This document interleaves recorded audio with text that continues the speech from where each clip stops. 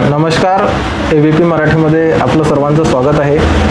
गेल्या 2 दिवसापासून आपण लग्न किंवा आज निर्माण झालेले लग्नाबद्दलची परिस्थिती या संदर्भात व्हिडिओ या ठिकाणी घेत आहे। असं असताना आता एक लग्नाला घेऊन एका विषयावरती आपण या ठिकाणी असं बोलणार आहे की जे आज लग्न किंवा विवाहामध्ये ज्या पद्धती आल्या आहेत त्या कुठेतरी थांबण्याची आज गरज आहे। दुसरी महत्त्वाची गोष्ट अशी की आज ज्या पद्धतीने लग्न केले जातात, म्हणजे कितीही चांगलं पद्धतीने आपण लग्न केलं तरी सर्वोत्कृष्ट लग्नाचा पुरस्कार आजपर्यंत कोणाला या ठिकाणी भेटलेला नाहीये। अशातच ज्या लग्नासाठी काही फॉर्मॅलिटीज मधून आपल्याला जावं लागते त्या सुद्धा कुठेतरी आज बदलण्याची वेळ आलेली आहे असं मी म्हणेन।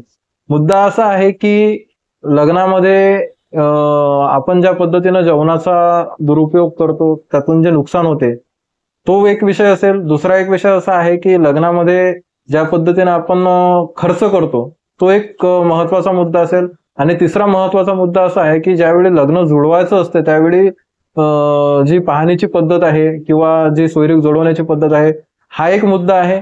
यासोबत एक मुद्दा असा आहे की जे लग्नाच्या आधी प्री वेडिंग शूट केलं जातं तो एक सुद्धा मुद्दा आहे। या सर्व मुद्द्यांवरती मी आज आपल्यासोबत बोलणार आहे। महत्त्वाचा मुद्दा पहिला कडीचा असा येतो की सोयरीक जुळवणे।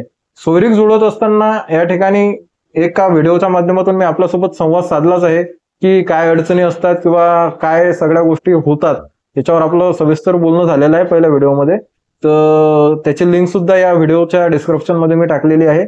आणि आजचा जो विषय आहे तो असा आहे की ज्या वेळेस मुलगा बघायला जातो किंवा मुलीवाले मुलाला बघायला येतात त्यावेळेसची जी पद्धत असते, म्हणजे ज्या ठिकाणी आपण एखाद्या मुलीला बघायला जातो त्या मुलीला बघायला गेल्यानंतर त्या हॉलमध्ये 4-5 लोक बसलेले असतात आणि ती एक मुलगी त्या ठिकाणी येऊन बसते आणि त्याला प्रश्न उत्तर केल्या जातात। म्हणजे आज आपण अपडेट होत असताना, आज आपण समोर जात असताना, सगळ्या गोष्टी बदलत असताना मुलगी बघण्याची पद्धत आहे ही पण कुठेतरी अपडेट करायला काय हरकत आहे असं माझं मत आहे। म्हणजे काय आहे की आपण जर एखादी मुलगी बघायला जात असू किंवा एखाद्या ठिकाणी मुलगी दाखवण्याचा कार्यक्रम असेल तर त्या ठिकाणी सहपरिवार जाणं किंवा सहपरिवार मुलगी बघण्याचा कार्यक्रम असणं ही एक गोष्ट जर आपण काळानुसार जर बदल केला तर कदाचित मला असं वाटतं की खूप चांगल्या प्रकारे सोयरीक जुळवण्यासाठी मदत होऊ शकते।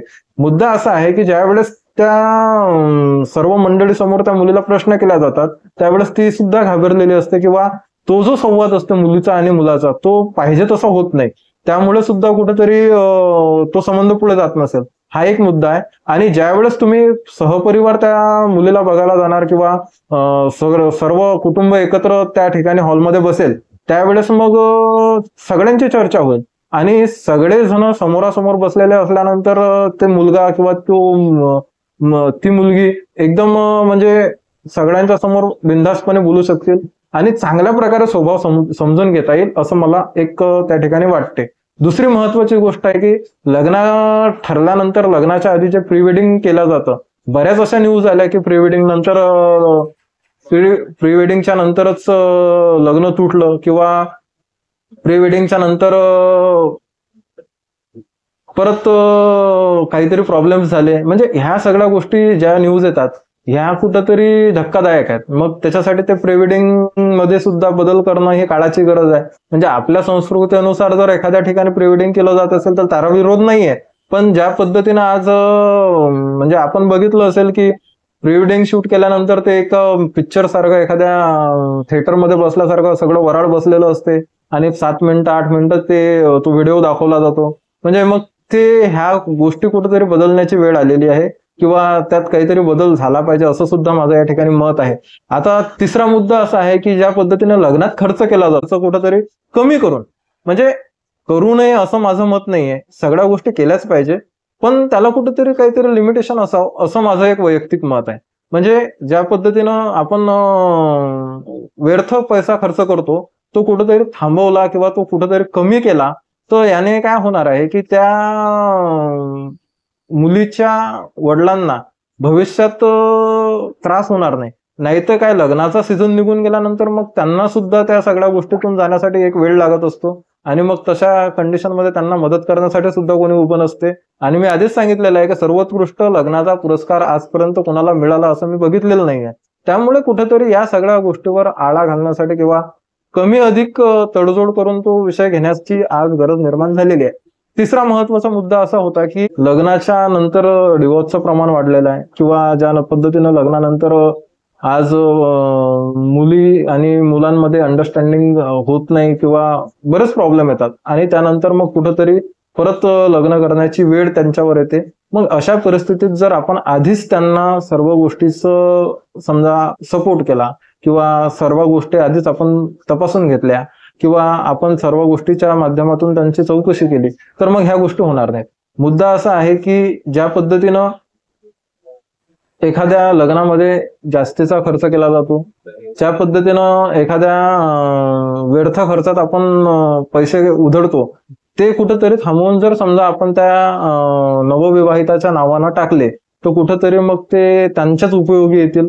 म्हणजे भविष्यात त्यांना जर समजा हरकतीचा विषय झाला, किंवा मग ते एकत्र राहिले नाही, तर मग कुठंतरी ते त्या मुलीलाही मदत म्हणून कामात पडू शकतात, असं एक माझं वैयक्तिक मत आहे. दुसरं महत्वाचं मत असं आहे की लग्न करत असताना आपण जरी सगळ्या गोष्टी बघून लग्न करत असलो, तरी भविष्यात काय होईल हे आपण सांगू शकत नाही.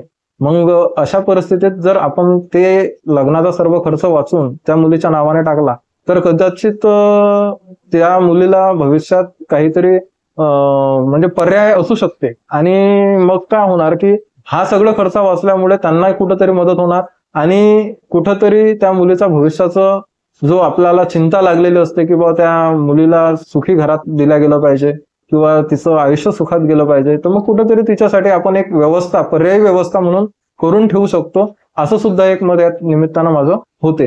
म्हणजे या सगळ्या विषयावर मी सविस्तर आपल्यासोबत पुढच्या व्हिडिओमध्ये बोलणारच आहे. तुर्तास एवढे, धन्यवाद. जय महाराज. या व्हिडिओबद्दल आपल्या सर्वांचं काय मत आहे हे तुम्ही मला नक्कीच कमेंटच्या माध्यमातून कळवा. पुढच्या व्हिडिओमध्ये तुम्ही सांगितलेले मुद्दे सुद्धा नक्कीच मी घेईल. धन्यवाद.